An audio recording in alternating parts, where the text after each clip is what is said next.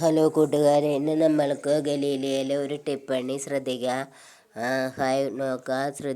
ടിപ്പണി ഉണ്ട്, question answer ഉണ്ട് കേട്ടോ. അപ്പം നമുക്ക് അതിലേക്ക് പോകാം.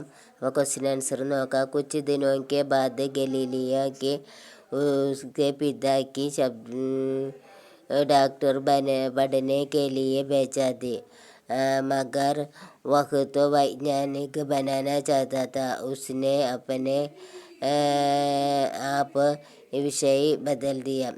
അപ്പോൾ ശ്രദ്ധിൻ്റെ അർത്ഥം നോക്കാം. കൊച്ചു ദിനങ്ങൾക്ക് ശേഷം ഗലീലിയ അദ്ദേഹത്തിൻ്റെ പിതാവ് ഡോക്ടറാകാൻ അയച്ചിരുന്നു. എന്നാൽ മഗർ വഖത്ത് എന്നാൽ അദ്ദേഹം ഒരു ശാസ്ത്രജ്ഞനാകാനാണ് ആഗ്രഹിച്ചത്. ഉസ്നെ അപ്പനെ ആപ്പ് വിഷയ ബദലി, അവൻ സ്വയം തൻ്റെ വിഷയം മാറ്റിയെന്ന്. ഗലീലിയയ്ക്ക് നിർണയിപ്പർ ആപ്പക വിഷയ അതായത് ഗലീലിയയുടെ കാഴ്ചപ്പാടിൽ താങ്കളുടെ ചിന്ത എന്താണെന്ന്. അപ്പോൾ ഉത്തരം നോക്കാം. മേരെ റായ് മേം വിഷയ ബദലിനേക്കാ നിർണയ സഹിത, എൻ്റെ അഭിപ്രായത്തിൽ വിഷയം മാറ്റിയതിൽ നല്ലതാണെന്ന്, ശരിയാണെന്ന്. ഉസ്നെ അപ്പനെ പിതാക്കി ഇച്ഛയ്ക്ക് വിരുദ്ധ അപ്പനെ ഇച്ഛ ഔർ രുചിക്കോ പ്രമുഖത ദി, അവൻ തൻ്റെ പിതാവിൻ്റെ ആഗ്രഹത്തിനെതിരായിട്ട് തൻ്റെ ആഗ്രഹത്തിനാണ് രുചിക്കുമാണ് പ്രാധാന്യം കൊടുത്തതെന്ന്.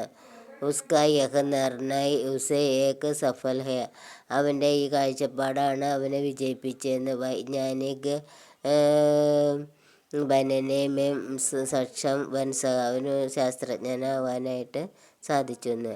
അടുത്ത ക്വസ്റ്റ്യൻ നോക്കാം. ഗലീലിയോ के जीवन एवं दृष्टिकोण के विशेषताएं क्या क्या है, പിന്നെ സങ്കേതവും के आधार पर टिप्पणी लिखे.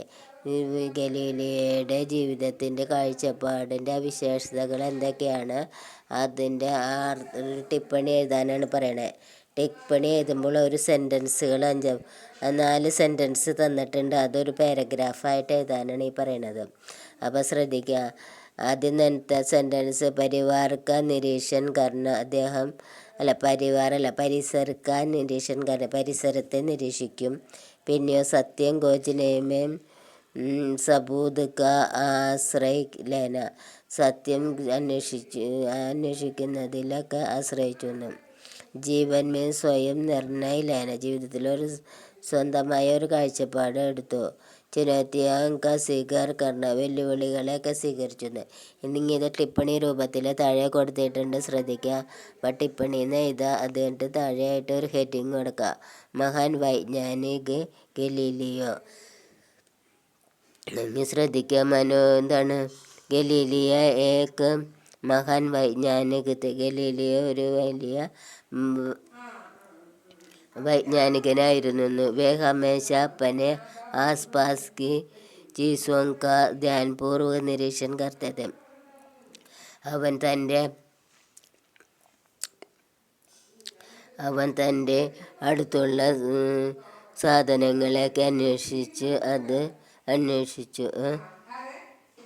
പ്രമാൺ അവർ തർക്ക് കാ സാഹസ് ലേ,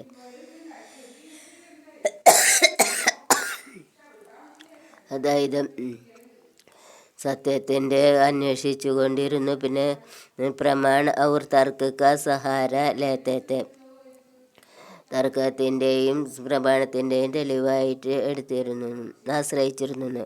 വേ അപ്പനെ നിർണയ് സ്വയം ലേത്തേത്തെ, അവൻ സ്വയം നിർണയിച്ചിരുന്നു.